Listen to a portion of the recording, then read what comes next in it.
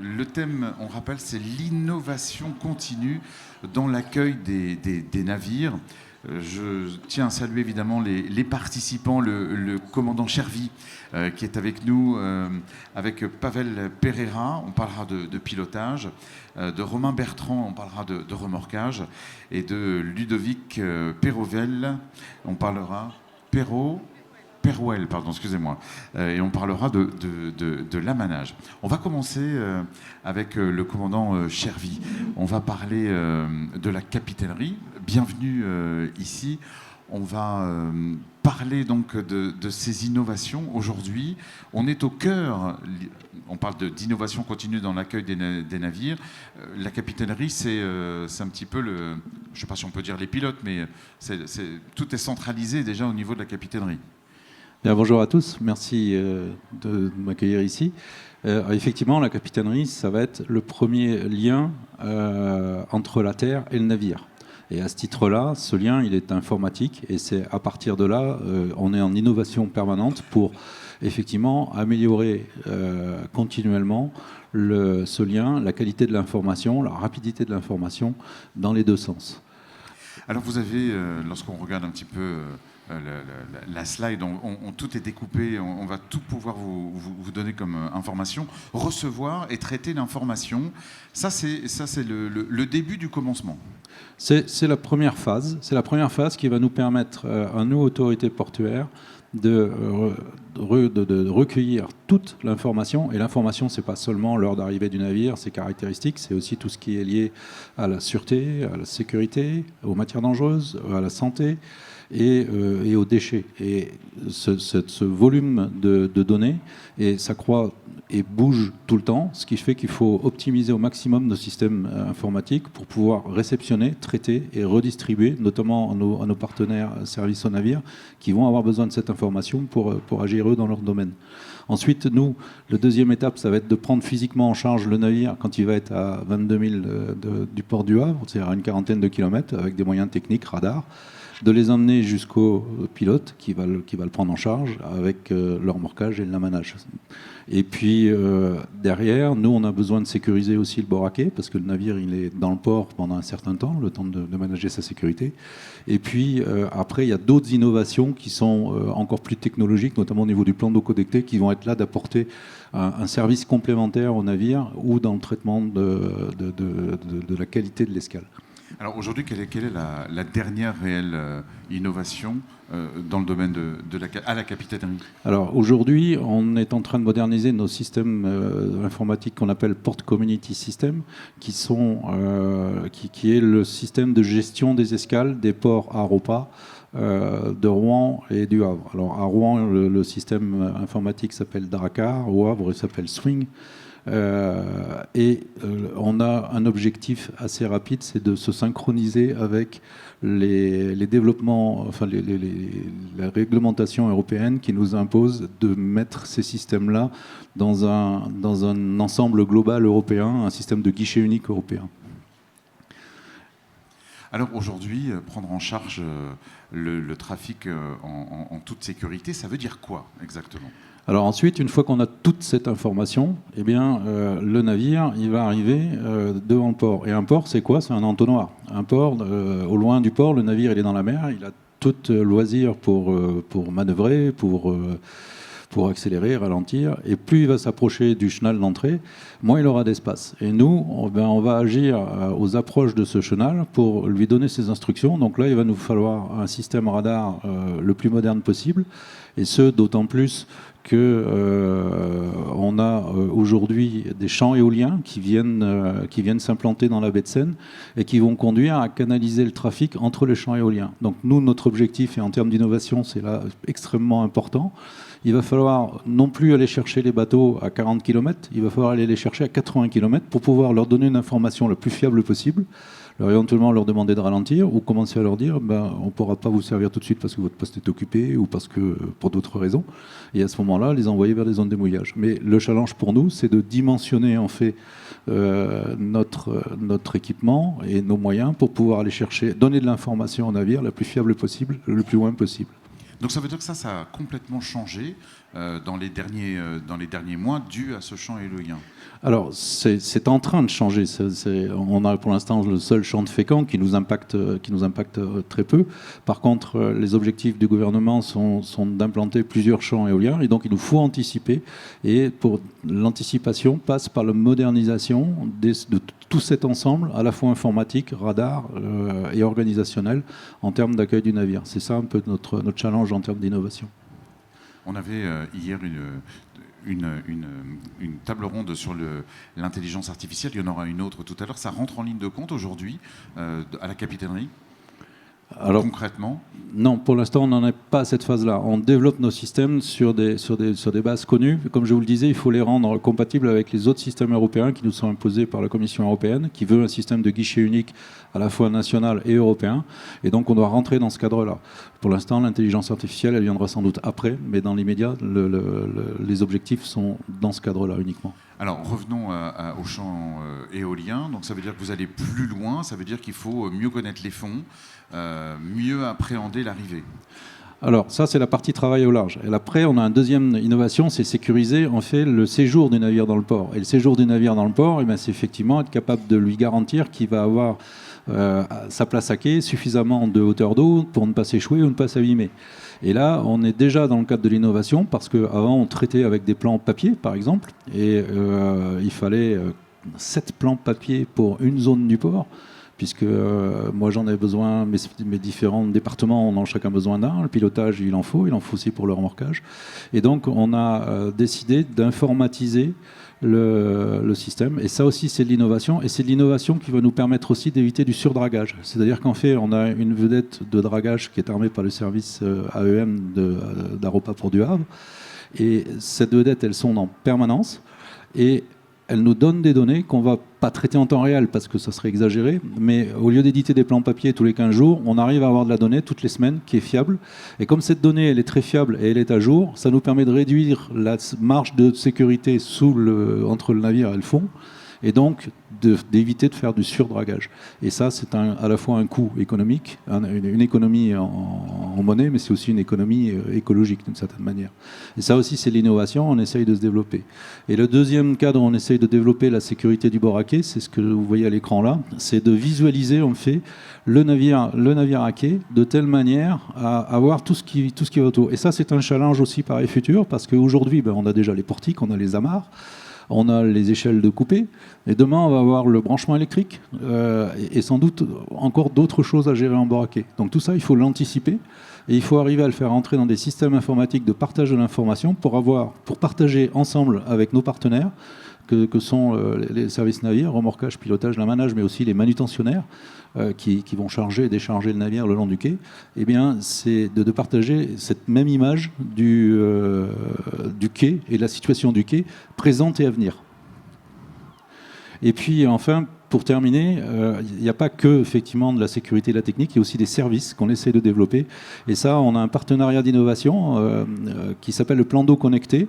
Et on essaie notamment, on a développé la 5G sur l'ensemble du port, et avec ça, d'améliorer encore une fois notre capacité à récupérer de la donnée, la concentrer et la redélivrer aux gens qui en ont besoin. Alors ça peut être effectivement améliorer encore la rapidité sur le dragage, ça peut être passer directement par exemple de la vedette de sondage à la drague pour optimiser les moyens, ça va être de donner de l'information la plus précise possible à nos services partenaires, de récupérer de l'information en amont, enfin en aval de l'escale pour nous, mais aussi en amont pour ce qui concerne la marchandise, de telle manière à donner au navire qui va rentrer dans le port une information 24 heures avant l'escale qui va lui permettre de dire ralentissez, qui nous permettrait de lui dire ralentissez parce que j'ai de l'information qui vient de vos chargeurs, de votre armement, de votre ligne, qui nous permet de penser que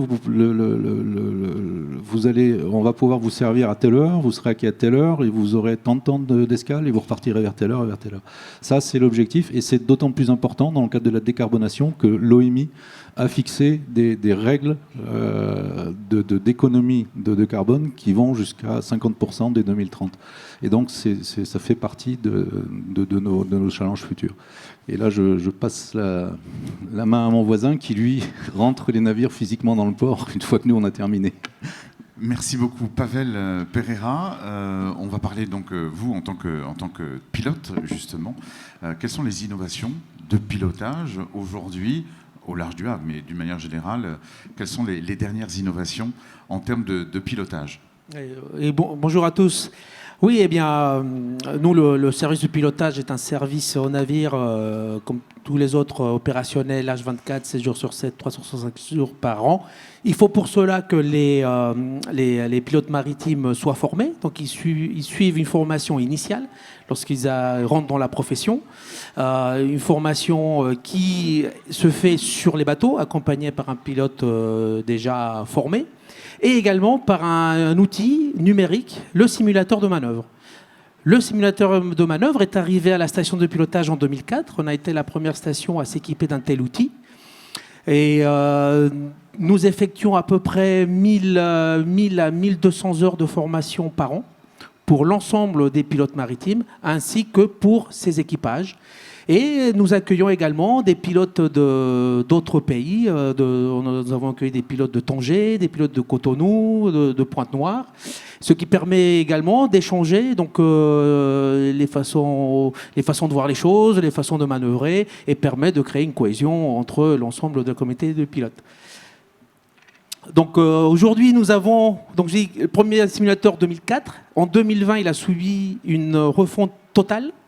Nous sommes passés de 9 projecteurs à 14 projecteurs. Vous avez là l'image du simulateur avec une projection à 350 degrés autour de l'axe de la passerelle.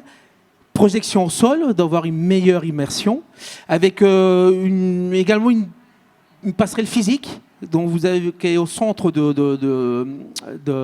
du théâtre de projection. Et vous voyez dans la photo, donc l'équipement, comme on trouve sur un navire, le radar, la barre, les commandes machines, commandes de propulseurs, l'EC10 et les autres moyens d'aide à la navigation et à la manœuvre. Donc là, je vous projette à peu près ce qu'on voit lorsqu'on est sur la passerelle de simulateur. Donc ça, c'est la vue réelle qu'on peut s'imaginer lorsque nous sommes sur un navire qui est là, dans ce cas, en sortie du port du Havre, qui passe au large de terminaux, qui a fermé le terminal vrac à l'époque, où on amenait du charbon, et terminal de la CIM 8 pour le pétrole. Et l'autre photo, c'est une vue aérienne de ce qu'on peut s'imaginer lorsque nous manœuvrons des gros navires dans le terminal de Port 2000, manœuvre de nuit, pour que vous voyez la qualité de projection des images qui nous permet vraiment d'avoir cette immersion totale, puisque lorsque nous y sommes, on réagit vraiment comme lorsque nous sommes en train de manœuvrer, avec les mêmes pointes de stress positif et la même concentration pour mener à bien notre mission. Ensuite, nous passons à... On a parlé de formation. On a aussi d'aide à la manœuvre, d'aide électronique, qui se matérialise par un jeu d'antenne. Donc là, je vous ai proposé, je vous montre 2 jeux d'antenne, deux types de jeux d'antenne différents en fonction de ce qu'on va utiliser. Ce jeu d'antenne nous permet, d'être complètement autonome par rapport au système que nous avons à bord, où nous récoltons par satellite et pouvons calculer la position du navire, vitesse, taux de giration. Ceci associé à un système de cartes, un logiciel qui s'appelle CIQ. Là, vous avez deux extraits de ce logiciel d'aide à la manœuvre que nous avons sur nos tablettes. Nous embarquons avec nos tablettes, nous démarrons le logiciel. Et nous avons là la silhouette du navire sur lequel nous nous trouvons, ainsi que vous pouvez le voir, les petites silhouettes bleues, qui sont les silhouettes des remorqueurs. Donc ça nous donne la vitesse du navire et les distances des obstacles. Sur l'image, vous avez, pour vous l'image de gauche, vous avez donc une entrée d'un gros 400 mètres qui va vers la darse de Port 2000, vers le fond de la darse de Port 2000, avec des manœuvres avec 3 remorqueurs qui l'assistent. Donc on peut supposer qu'on avait du vent, on avait au moins 20 nœuds de vent, puisque ces navires-là nécessitent des moyens conséquents, surtout lorsque nous sommes soumis à des fortes coups de vent, de 20, 25, 30 nœuds. vous voyez les distances du navire au quai. Et l'autre utilisation qui nous a énormément servi lorsque nous avons sorti les embases gravitaires en 2022, c'est le passage par l'écluse, qui est un endroit physique défini, déterminé, largeur, longueur. Nous pouvons passer jusqu'à des navires de longueur de 48-49 mètres. Le record est de 52 mètres. Et ce logiciel nous permet de donner Bien sûr, nous avons les yeux. Les yeux, c'est le premier outil du pilote, mais également l'outil numérique nous permet de confirmer et de nous aider à connaître nos positions par rapport à un lieu restreint dans lequel on fait passer des navires. Et ensuite, bien sûr, j'ai parlé tout à l'heure de vent. Nous sommes également équipés, il y a 5-6 ans, d'un logiciel qui calcule le vent grâce à des capteurs qui sont implantés, et ça c'est un travail en coopération qu'on a fait avec le port. On récolte les données des anémomètres situés à différents endroits du port.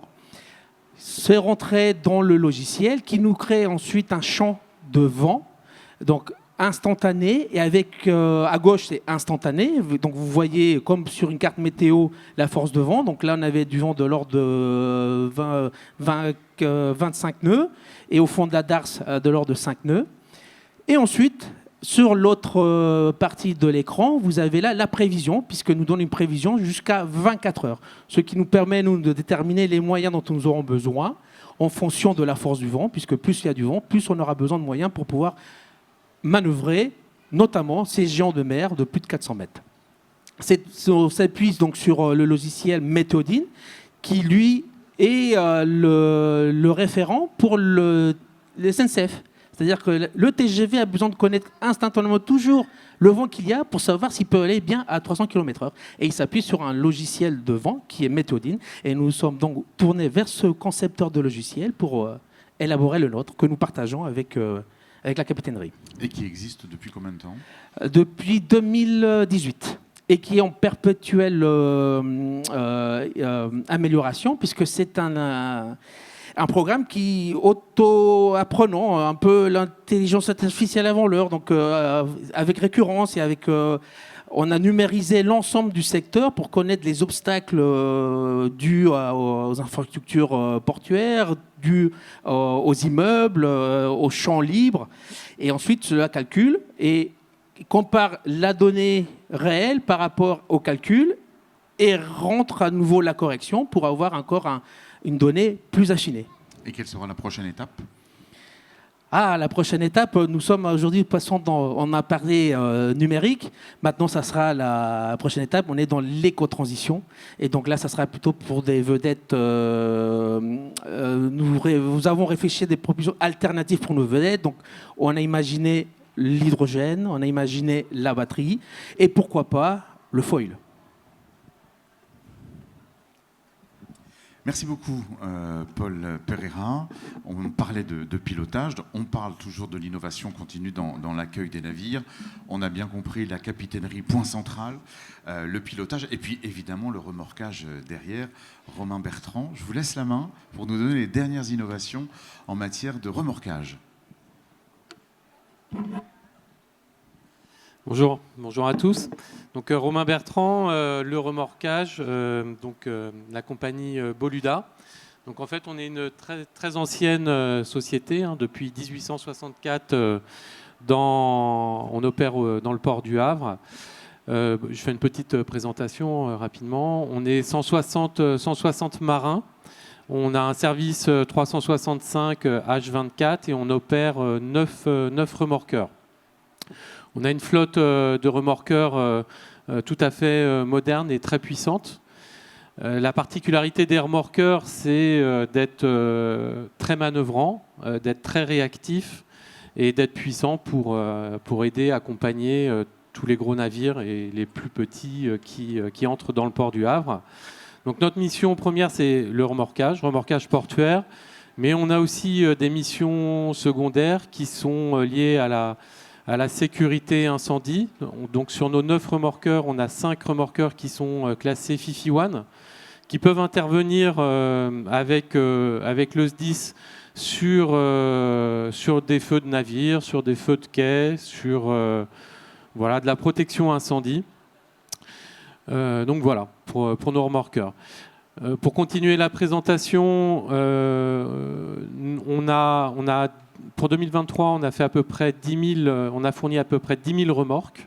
La remorque, c'est notre unité de mesure, on va dire, et ce qui correspond à 3 152 navires servis dans le port du Havre et Antifer. Alors, je m'arrête juste un instant. Pour ceux qui ne savent pas ce qu'est le SDIS, on parle là des pompiers. Oui, tout à fait, oui, les pompiers. Donc on a en fait un partenariat avec les pompiers, avec la capitainerie, pour mettre à disposition nos moyens de lutte incendie sur le port du Havre. Voilà. Alors, on continue la présentation de Boluda. Alors, Boluda Le Havre fait partie d'un groupe qui s'appelle Boluda France. Et Boluda France, c'est les ports de Dunkerque, du Havre, de Brest, Nantes-Saint-Nazaire, La Rochelle, Marseille. Et on est aussi déployé sur l'Afrique, l'océan Indien et depuis peu sur le Timor oriental. Donc c'est 1300 collaborateurs, 70 remorqueurs et à peu près 60 000 opérations par an de remorquage. Donc l'innovation continue chez nous. On est une société qui suit de près toutes les innovations techniques. On va récupérer en 2024 cette année un nouveau remorqueur, le VB-Loup, qui sera le plus puissant de tous nos remorqueurs. Il fera 80 tonnes de bollard pool. En fait, ce qui caractérise un remorqueur, c'est sa capacité à tirer et à pousser. C'est la puissance qu'il a à tirer et à pousser. Et en fait, 80 tonnes, ça veut dire qu'il peut tirer 80 tonnes. Voilà. Donc le bollard pool, c'est 80 tonnes pour ce remorqueur. Et donc l'innovation, en fait, elle se caractérise notamment par des bateaux qui sont plus courts, plus petits, plus puissants et qui consomment moins. Donc là, on peut voir qu'en 2000, donc des bateaux qu'on a encore aujourd'hui en exploitation dans le port du Havre, des bateaux qui sont arrivés en 2000 qui font 65 tonnes de bollard pool, ils consomment à l'heure à peu près 215 litres de combustible. Et on voit l'innovation, en fait, elle se traduit par la puissance qui augmente et les consommations qui diminuent. Voilà. Donc 80 tonnes en 2024, ce sera 150 litres de combustible. Voilà. Alors comment ça s'explique ? Ça s'explique par les innovations techniques, mais aussi par l'ergonomie. Donc les innovations techniques essentiellement sur nos systèmes de propulsion avec des injections électroniques où en fait on va fournir la juste quantité de combustible au bon moment pour délivrer le meilleur rendement. Mais aussi sur l'ergonomie, et là c'est un exemple qui est assez intéressant, c'est l'orientation des propulseurs, où on voit que le propulseur à l'arrière du remorqueur n'est pas à l'horizontale, parce qu'en fait on va se servir en fait et de la force de propulsion du propulseur, mais aussi de la masse du remorqueur pour augmenter en fait notre capacité de traction.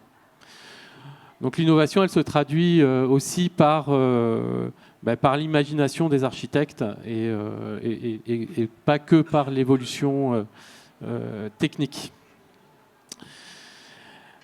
Dans les grands points d'innovation de ces dernières années, nous concernant, en fait, on a mis en place un logiciel de maintenance qui est un outil collaboratif et opérationnel qui est déployé sur l'ensemble de nos navires et nos services techniques.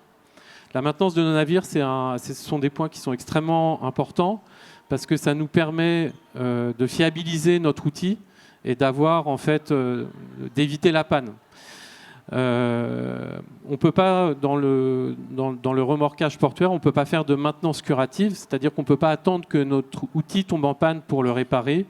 On est obligé d'anticiper en fait les pannes et ce logiciel Sémaphore nous permet en fait d'anticiper les pannes qu'on a sur nos navires et nous permet de collaborer aussi avec l'ensemble des navires de notre flotte, c'est-à-dire que si on a en effet une panne qui n'était pas programmée, enfin subite, on peut partager l'information avec l'ensemble des remorqueurs pour dire attention, on a eu cette panne à tel moment, il faut changer vos périodicités de maintenance et pour éviter le renouvellement de cette panne. Ça nous permet d'optimiser donc notre maintenance, de réduire les coûts d'entretien et voilà, principalement. Voilà. Donc on fait aussi beaucoup de maintenance prédictive. La maintenance prédictive, en fait, c'est faire des analyses sur des organes, sur de l'huile, par exemple, et dire bon ben voilà, on arrive à tel seuil, maintenant on doit changer la charge d'huile, ou attention, on a du cuivre dans telle analyse, et donc ça veut dire qu'on arrive à un point d'usure qui nécessite en fait le changement de l'organe. Voilà. Donc toujours dans une optique de fiabilisation de notre outil et de diminution de nos coûts de maintenance. Voilà. Depuis très peu de temps, on est en train de mettre en place un logiciel qui s'appelle Onboard, et on va monitorer en fait toutes nos consommations d'énergie, que ce soit les consommations de combustible, des consommations d'huile, des consommations d'eau, d'électricité. Donc en fait, on va monitorer tout ça pour acquérir de la donnée, pour ensuite mettre en place en fait des systèmes pour réduire en fait dans toutes ces phases nos consommations. En fait, on veut apprendre un peu plus de notre métier pour transformer le mode de fonctionnement et pour pouvoir collaborer avec les différents services en disant bah, attention, si on diminue nos vitesses de transit de 5%, on va diminuer nos consommations de 50%. Enfin bon, voilà. Donc en fait, ça va être un outil qui va nous permettre de discuter avec nos navigants, avec nos marins, avec le pilotage, la capitainerie, pour essayer de trouver des solutions pour optimiser notre service. Voilà. Merci beaucoup. Merci Romain Bertrand. On parlait de remorquage. Alors, on rappelle capitainerie qui est au centre, le pilotage, le remorquage et puis le lamanage. Alors, ma première question, elle est toute simple.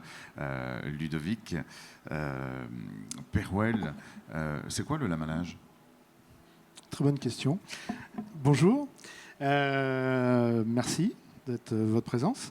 Donc le lamanage, c'est quoi ? Le lamanage, ce sont des marins qui sont au service des navires, comme les autres services portuaires, 24 heures sur 24, 365 jours par an.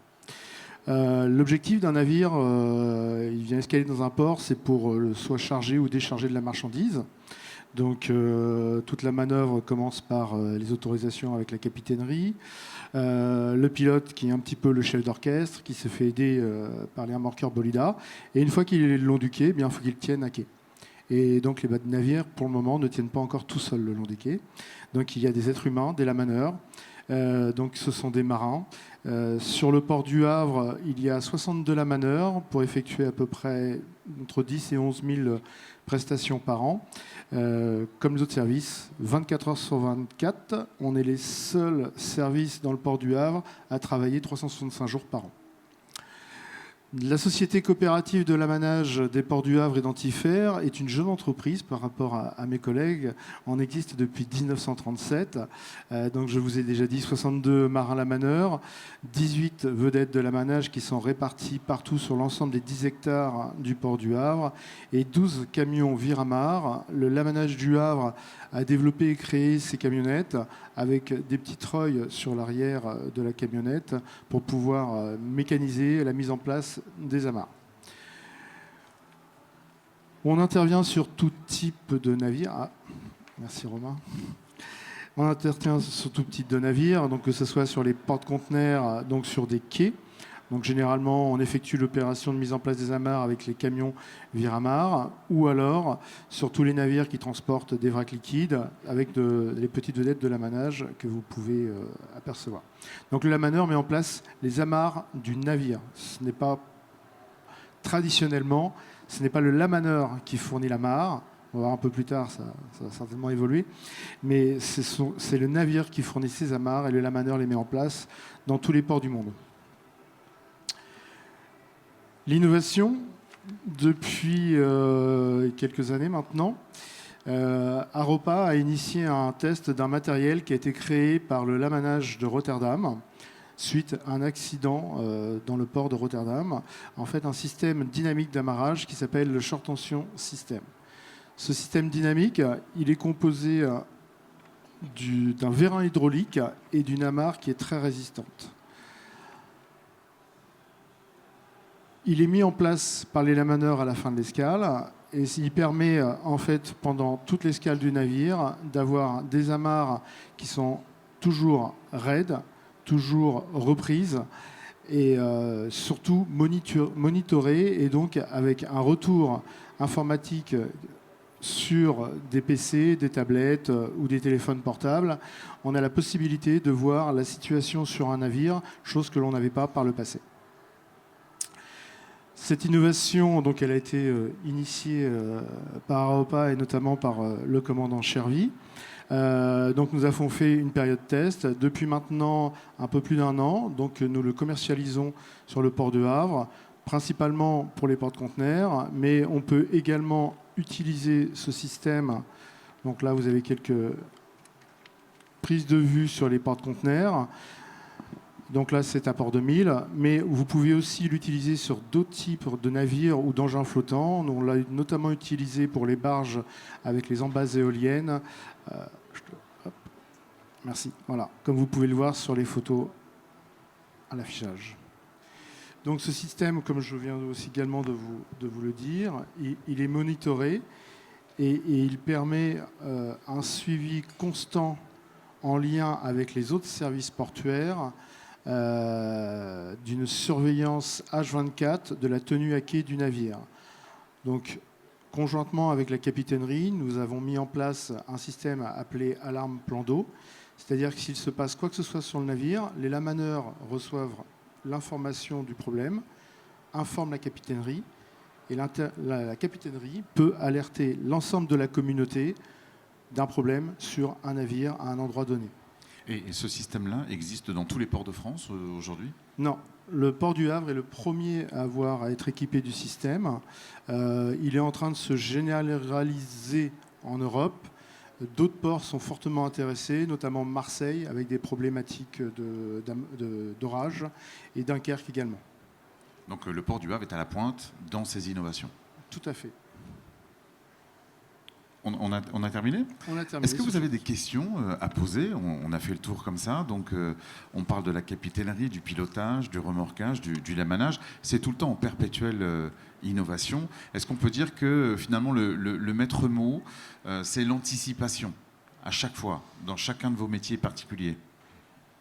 Exactement. Je pense que l'innovation en termes de service navire, c'est de l'anticipation. Et tout le monde, finalement, l'a bien évoqué, chacun dans son domaine. Moi, j'ai besoin d'un système informatique hyper performant que Aropa me met à disposition pour récupérer de l'information. Et cette information, c'est aussi l'information que Pavel peut me donner avec un système météo hyper performant qui va me permettre de dire à un navire, n'arrivez pas trop tôt, n'arrivez pas trop tard. Ça peut être Romain qui me la donne au niveau, ok, dans 24 heures, tu vas servir tel bateau, mais vu les conditions météo, il va falloir tendre remorqueur et j'ai de la maintenance programmée. Donc, ça serait peut-être mieux de le faire. Maintenant, on ne fait plus accélérer les bateaux, on les fait plutôt ralentir, mais de décaler un peu son arrivée. Et Pavel de me dire, j'ai pas assez de moyens, ou au contraire, il faudra plus de moyens, etc., etc. C'est une innovation permanente qu'on doit partager.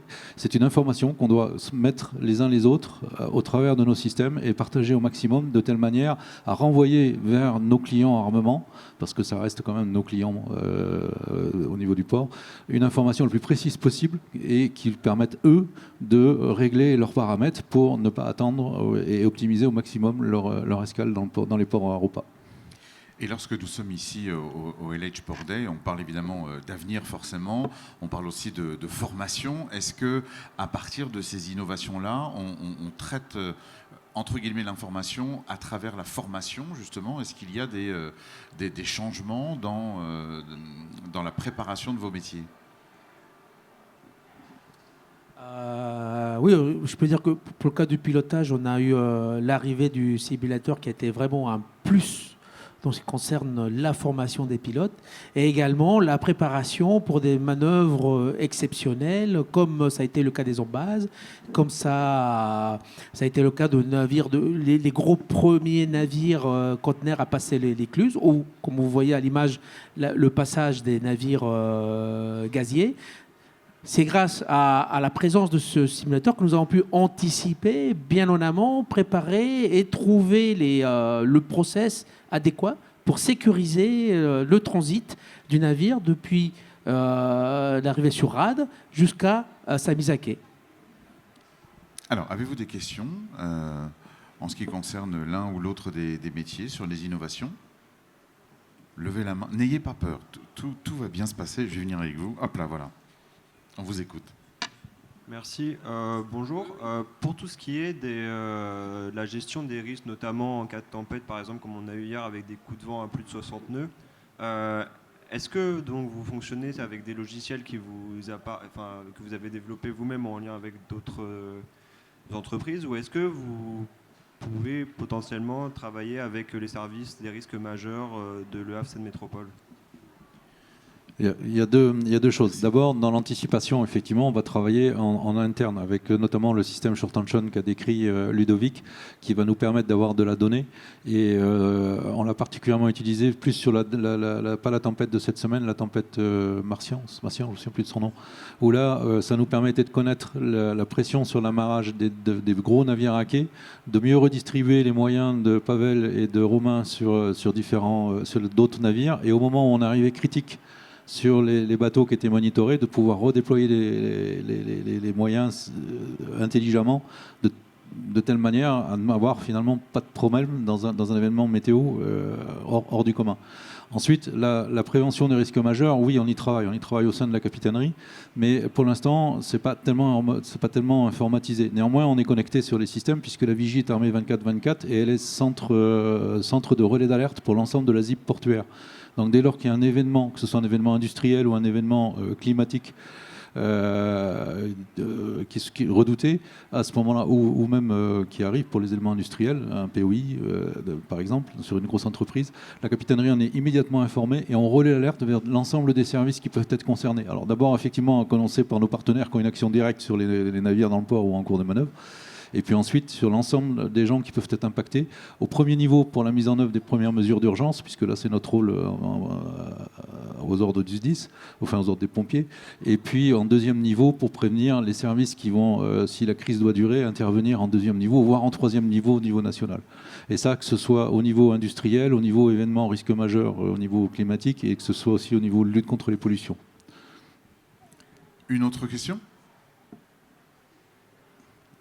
Jetez-vous à l'eau, n'hésitez pas, on est là pour vous. Alors moi j'ai une question à vous poser, peut-être, est-ce que, comment dirais-je, demain, quelles sont les prochaines innovations sur lesquelles vous travaillez, chacun d'entre vous, c'est quoi l'ordre du jour en ce qui concerne la capitainerie, le pilotage, le remorquage ou le lamanage ? Alors pour ce qui concerne la capitainerie, c'est mettre les systèmes informatiques à jour de la réglementation européenne, en conformité avec la réglementation européenne qui va être applicable en 2025, donc le système de guichet unique européen. Et ça, c'est développé en interne par le service informatique d'Aropa Portuvar.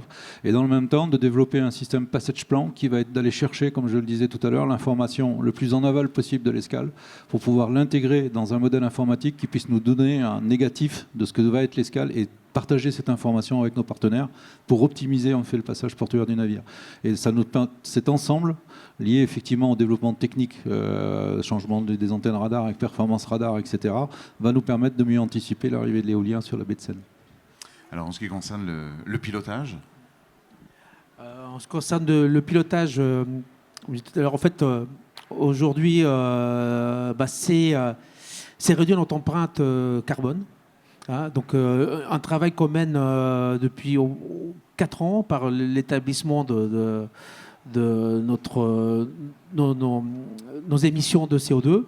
L'identification de là, il faut porter l'accent pour réduire cette empreinte, et c'est la propulsion des pilotines. Donc, comme je disais, c'est travailler sur des propulsions innovantes pour nos pilotines, profiter du tissu industriel du Havre et de l'Axe Seine qui propose notamment de l'hydrogène. Ça a été une piste sur laquelle nous nous sommes sérieusement penchés. Puis suivre l'évolution des technologies des packs à combustible, des batteries, pour adapter notre propulsion thermique à des propulsions innovantes et nettement moins émettrices de NOx ou de CO2. Et pour finir, travailler sur tout nouvel type de pilotine, que serait une pilotine propulsée conjointement avec de la batterie, de l'électricité, et allégée par le fait de foil, être en suspension et du consommer moins. Même question, Romain Bertrand, sur le remorquage. Les prochaines innovations? Ouais, alors, comme le pilotage, hein, on travaille, nos futurs grands chantiers, c'est la transition énergie. Transition énergie, première étape 2030, hein, 30% de CO en moins, 2050, plus d'émissions. Aujourd'hui, nous, on est un gros consommateur de combustible. C'est quelques millions de litres par an qu'on consomme. On est en train de mettre en place en fait des partenariats avec des fournisseurs de combustibles pour en fait passer sur des combustibles bio. Les enjeux sont importants. Aujourd'hui, on n'a pas vraiment de visibilité sur quel sera le combustible de demain. Est-ce que ce sera de l'hydrogène? Est-ce que ce sera de l'ammoniac? Est-ce que ce sera du SAF? Voilà. Donc en fait, on met tout ça en place et c'est le grand chantier de demain, oui, tout à fait. Même question pour vous, Ludovic Perouel, sur le lamanage. On voit qu'il y a eu et on est évidemment un peu avant-gardiste. Ouais, il faut le dire, hein, c'est important. Mais vous travaillez déjà sur la suite? Oui, comme mes collègues, la décarbonation, je vous ai dit 18 vedettes, 12 camionnettes, donc on consomme aussi moins que Romain, mais quand même pas mal de carburant. Donc on essaye d'aller vers des véhicules propres ou des vedettes à propulsion propre. Mais aussi, grâce aux short tensions, on va essayer de multiplier le nombre de paires sur le port du Havre. Le système n'utilise pas d'énergie pendant une escale. À contrario d'autres systèmes qui sont existants dans d'autres ports, qui, eux, consomment beaucoup d'électricité, le short tension ne consomme pas d'énergie. Donc l'idée, c'est la sécurité pour la manutention, pour le navire également et les infrastructures, et 2, donc aussi monitorer et donc d'avoir des escales qui génèrent de moins en moins d'émissions. Un mot de conclusion, commandant? Comme vous l'avez souligné, et comme tous autour de la table on l'a souligné, on est en perpétuelle évolution pour mieux anticiper l'avenir dans tous les domaines qui peuvent toucher à la navigation et à la gestion du passage portuaire des escales et de la marchandise. Et ça, c'est une obligation si on veut rester dans la course à l'avenir et dans la course avec nos partenaires ports et concurrents au port du Nord, Manche-Mer du Nord, pardon. Merci beaucoup, merci commandant Chervy, merci Pavel Pereira, merci Romain Bertrand et merci Ludovic Perouel, merci. J'espère que vous avez appris des choses, que vous allez voir, c'est tout le temps, il y a des innovations et c'était important pour nous de faire le point avec vous aujourd'hui. Et merci à vous. Prochain rendez-vous ici pour une dernière table ronde sur l'intelligence artificielle, on en parlait tout à l'heure, et l'environnement portuaire, ce sera aussi passionnant et ce sera à 15h15. Merci de votre attention et à tout à l'heure.